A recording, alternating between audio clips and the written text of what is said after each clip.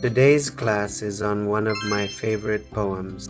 It is included in her collection of poems called The Bird of Time, published in 1912.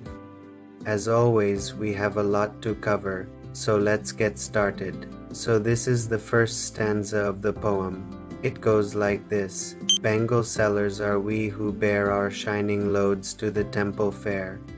Who will buy these delicate, bright, rainbow-tinted circles of light? Lustrous tokens of a radiant life for happy daughters and happy wives. Now, what do you think of this opening line? What kind of poetic device is it? Yes, you got it right. It's alliteration. Alliteration is the repetition of the same sound or letter at the beginning of words. The repetition of shining loads creates a musical effect and immediately catches the reader's attention. We can see the shining bangles even before seeing them because of this line. And of course, it also sets the tone of the poem. The tone is joyful and lively, just like the bangles themselves, and the alliteration helps to achieve that effect. Also notice the use of the word loads. Loads are usually heavy, but here the bangles are so beautiful that they don't feel like a burden. They are a shining load, a pleasure to carry. Okay, so now let's understand this stanza in detail. What's the central idea? Well, this stanza introduces us to the Bangle Sellers. They are going to the temple fair with their colorful bangles. But not only that, they are also the poets. Here the poets identify themselves as bangle sellers. Why do you think they do that? Why would a poet call herself a bangle seller? Can you guess? Well, just like bangles add color to women's wrists, the poet adds color to language. Just like bangles are an essential part of a woman's attire, poetry is an essential part of the poet's expression. By calling themselves bangle sellers, the poets emphasize their creativity and artistry. They are the creators of beauty. They make the shining load of colorful bangles.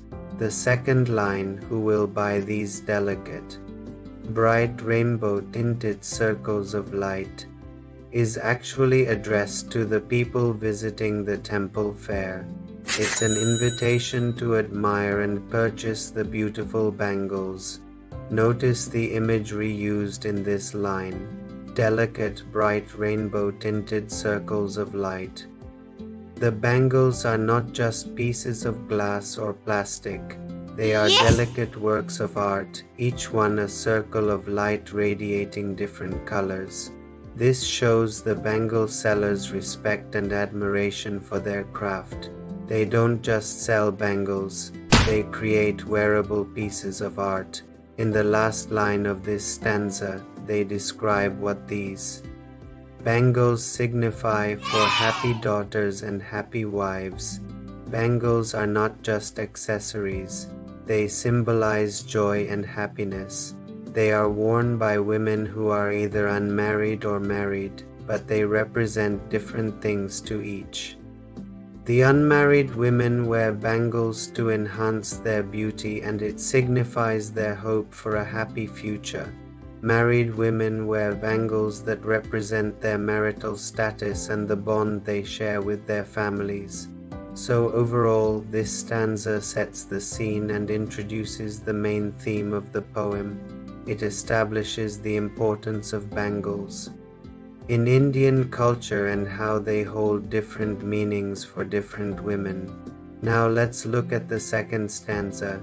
It begins like this. Some are meet for a maiden's wrist, silver and blue as the mountain mist. Some are flushed like the buds that dream on the tranquil brow of a woodland stream. Some are aglow with the bloom that cleaves to the limpid glory of newborn leaves.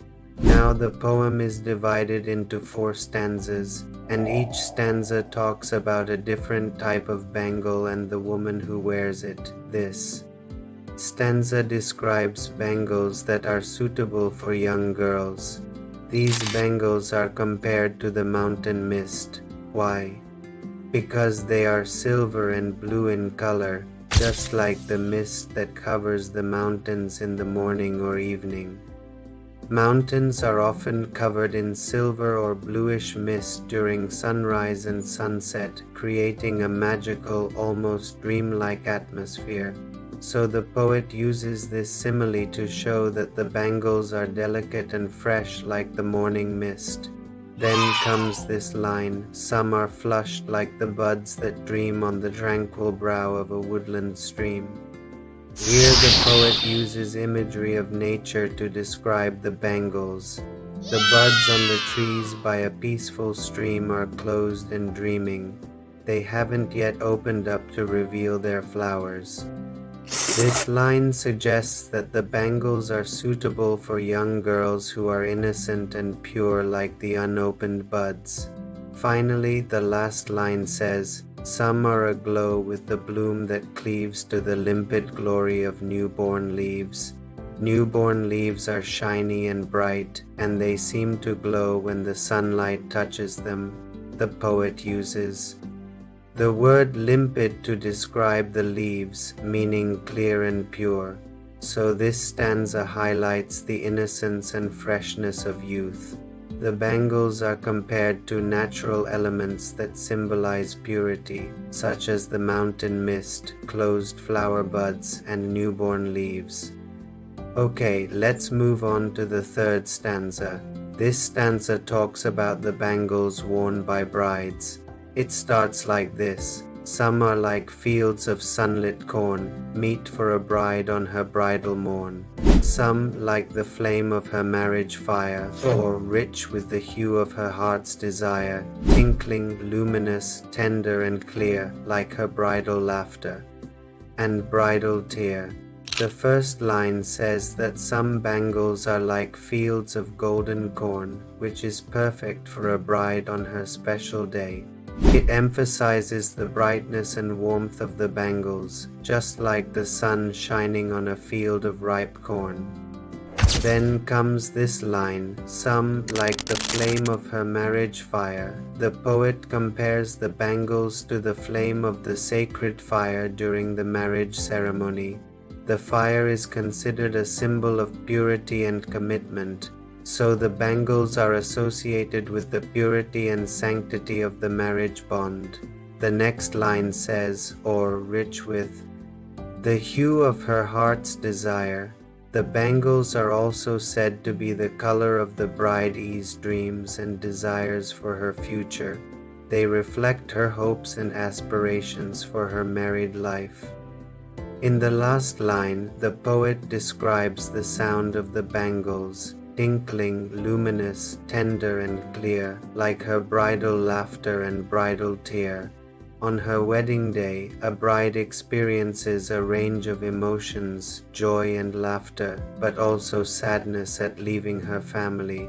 The tinkling of the bangles echoes these mixed feelings. So this stanza portrays the excitement and emotion of a bride wearing these special bangles on one of the most important days of her life.